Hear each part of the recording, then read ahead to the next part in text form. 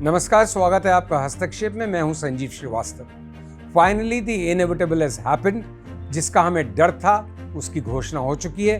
Donald Trump ने भारत पे punitive additional 25% tariff लगा दिए हैं और अब भारत दुनिया में सबसे ज्यादा टैरिफ्ड नेशन या जिस देश पे सबसे ज्यादा टैरिफ्स की मार पड़ने वाली है उनमें शुमार हो गया। 50% टैरिफ भारतीय एक्सपोर्ट्स पर अब लगेगा।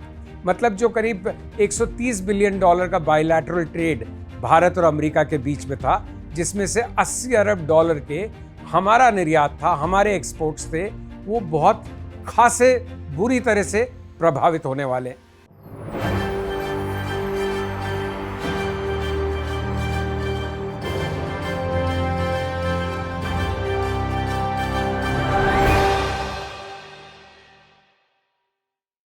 देखिए, हुआ क्या है कि अमेरिका के होमलैंड सिक्योरिटी डिपार्टमेंट ने एक नोटिफिकेशन अब जारी की है। उसने कहा है कि 27 तारीख के 12 बजे ईस्टर्न टाइम, मतलब अमेरिकी वक्त के मुताबिक भारत पे 50% टैरिफ लगेगा। 25% टैरिफ जिसकी घोषणा हो चुकी थी और 25% टैरिफ वो जो रूस से तेल खरीदने की वजह से हमको एक तरह की सजा दी जा रही है, प्यूनिटिव टैक्सेस लग रहे हैं या हमारे खिलाफ एक्शन लिया जा रहा है, कार्रवाई की जा रही है।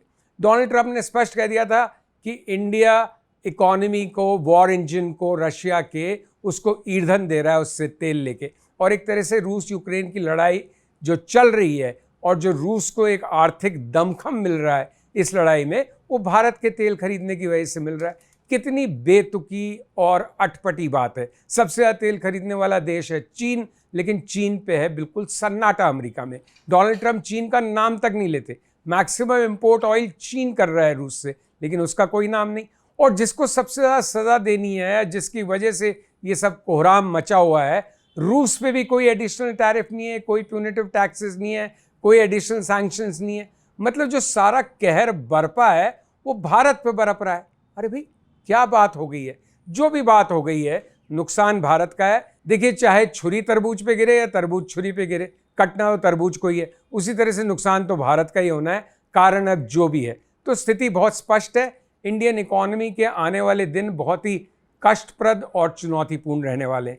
ऐसे कई लोग कह रहे हैं कि क्या नुकसान हो जाएगा टैरिफ्स का, 80 अरब डॉलर के एक्सपोर्ट्स ही तो प्रभावित होंगे। ये समझना बहुत बड़ी भूल होगी, क्योंकि जो 80 अरब डॉलर के हमारे एक्सपोर्ट्स प्रभावित होंगे, कुछ एस्टिमेट्स है कि 25% तक प्रभावित हो सकते हैं, कुछ एस्टिमेट्स है कि आधे रह सकते हैं। मुझे बिल्कुल आइडिया नहीं है कि क्या होगा आने वाले समय में, लेकिन नुकसान भारी होने वाला है। उसकी वजह से, इन टैरिफ्स की वजह से जो सेक्टर्स प्रभावित होंगे उसमें कौन है? टेक्सटाइल्स हैं, अपैरल है, श्रिम्प फार्मिंग है, जेम एंड ज्वेलरी है। ये सब सेक्टर्स जो काफ़ी हाई एम्प्लॉयमेंट जनरेटिंग सेक्टर्स हैं, जिनकी वजह से काफ़ी रोज़गार जनरेट हो रहा है, काफ़ी एम्प्लॉयमेंट मिल रहा है भारतीय लोगों को। अगर ये सब मंदी में जाएंगे या इन सबको भारी नुकसान होगा तो बहुत लोगों की नौकरियां भी जाने की संभावना बनती है। नौकरियां जाएंगी तो हमारी घरेलू खपत पे असर पड़ेगा, कंजम्पशन डिमांड कम होगी। ऑलरेडी हमारी इकोनॉमी एक स्लोइंग डाउन इकोनॉमी बन रही है पिछले 12 से 18 महीने से। उस तरह कैपिटल इन्वेस्टमेंट नहीं हो रहा है, निवेश इंडियन इंडस्ट्री भी नहीं कर रही है। तो अब जब कंजम्पशन डिमांड कम होगी, इकोनॉमी में स्लो डाउन और बढ़ने की संभावना बनेगी, तो कैपिटल इन्वेस्टमेंट कैसे होगा? और ये बात शायद हमसे बेहतर कहीं ना कहीं फॉरेन इन्वेस्टर्स समझ रहे हैं, इसीलिए वो लगातार भारतीय शेयर बाजार में बेच रहे हैं अपने जो भी उनके पास स्टॉक्स हैं। लगातार उनका एक नेगेटिव इनपुट जा रहा है, नेगेटिव आउटफ्लो है उनका। वो जितने पैसे लगा रहे हैं उससे कहीं ज़्यादा पैसे निकाल रहे हैं भारत से, क्योंकि उनको राइटिंग ऑन द वॉल दिख रही है।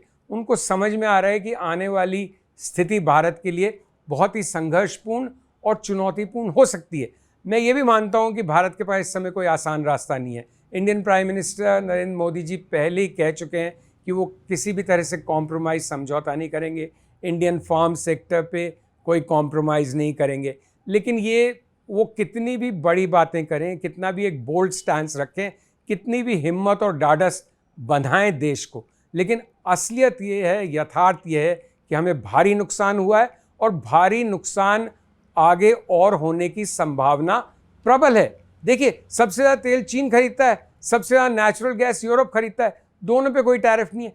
तो हमने ऐसा क्या गुनाह किया था? ये सवाल बार बार दिमाग में आता है कि ट्रंप हमसे कौन से जन्म की जैसे दुश्मनी निकाल रहा है, शत्रुता निकाल रहा है। क्या बात है, क्या हमारी नेगोशिएशन में कोई गलती हुई है? जिस तरह से हम नेगोशिएट कर रहे थे, शुरू में हम लगातार सुनते थे बस भारत अमेरिका की डील आज हुई, कल हुई, होने वाली है, सब सही है, हमको तो प्रेफरेंशियल ट्रीटमेंट मिलेगा, चाइना को पीछे धकेलना है, अमेरिका को। तो वो सब बातें तो हवा हो गई। आज हम ही पीछे धकेल दिए गए हैं, आज हम ही कतार में सबसे पीछे खड़े दिख रहे हैं, हम ही कमज़ोर दिख रहे हैं। और उसकी वजह ये भी एक बड़ी है कि कुछ तो हमारी फॉरेन पॉलिसी की चूक हुई, कुछ हमारी नेगोशिएशंस में गलती हुई, कुछ ट्रंप साहब की खुंदक है कि हमने उसके रोल को, उसकी भूमिका को एक्नॉलेज नहीं किया इंडिया पाक वॉर में, सीज फायर में, ऑपरेशन सिंदूर के बाद।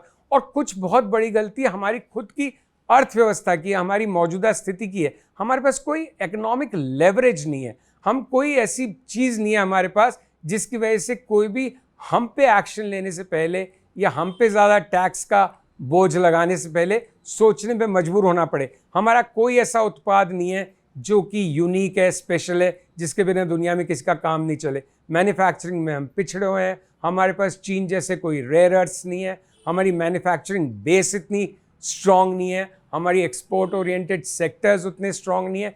तो हमारे से कीमत वसूलने की या हमको सज़ा देने की किसी के लिए कोई प्राइस नहीं है, किसी को कोई कीमत अदा नहीं करनी पड़ती। सबसे बड़ा कारण यही है कि अमेरिका, डोनाल्ड ट्रंप और उनकी सरकार हमारे खिलाफ इस तरह का एक्शन ले पा रही है। इंडियन स्टॉक मार्केट्स 26 अगस्त के दिन लगभग 1% से भी ज़्यादा गिरे और काफ़ी लोगों का ऐसा मानना है कि आने वाले दिन भी शायद बहुत अच्छे नहीं हों। कहीं ना कहीं हम कॉम्प्लेसेंट हो गए थे, कुछ आराम से बैठ गए थे कि चलो रूस और अमेरिका की बातचीत शुरू हो गई है, शायद शांति हो जाएगी, युद्ध समाप्त हो जाएगा, तो हम भी इन एडिशनल टैरिफ्स की मार से बच जाएंगे। लेकिन ऐसा कुछ नहीं हुआ और हमें आज ये समस्या इसलिए भी देखनी पड़ रही है, ये चुनौती और ये स्थिति इसलिए भी आज हमको देख रही है, या हम उस स्थिति में इसलिए भी हैं कि हम हमेशा किसी ना किसी के भरोसे रहते हैं। ये हो जाएगा तो वो हो जाएगा, वो हो जाएगा तो ये हो जाएगा, रूस और अमेरिका के बीच में सही बातचीत हो जाएगी, युद्ध समाप्त हो जाएगा तो हम बच जाएंगे, क्योंकि हमारे पास खुद के पास कुछ नहीं है। तो आज बहुत आवश्यकता है कि भारत सरकार अब full speed, full throttle reforms करे, आर्थिक सुधार के कार्यक्रम लागू करे, भारतीय अर्थव्यवस्था को तेज़ी से डेवलप करे। नहीं तो जो ट्रंप ने कहा था और जो राहुल गांधी ने दोहराया था, जिससे मैं आज भी सहमत नहीं हूँ और जिसकी इतनी आलोचना हुई थी कि इंडियन इकोनॉमी इज़ डेड, उनका स्टेटमेंट था। तो डेड तो खैर बहुत दूर की बात है, लेकिन हम अपनी ग्रोथ मोमेंटम को किस तरह से बनाए रखें। 7-8% तो भूल जाइए, हम 6% की ग्रोथ रेट बनाए रखने के लिए भी आज संघर्षरत हैं, स्ट्रगल में हैं। तो किस तरह से हम फास्ट ट्रैक करें अपनी इकोनॉमी को, किस तरह से 4th-5th जनरेशन रिफॉर्म्स लाएं, किस तरह से इम्पटिस दें, किस तरह से ईज ऑफ डूइंग बिजनेस बनाएं। देश में बातें बनाने का और बड़ी बड़े नारे देने का समय समाप्त हो चुका है।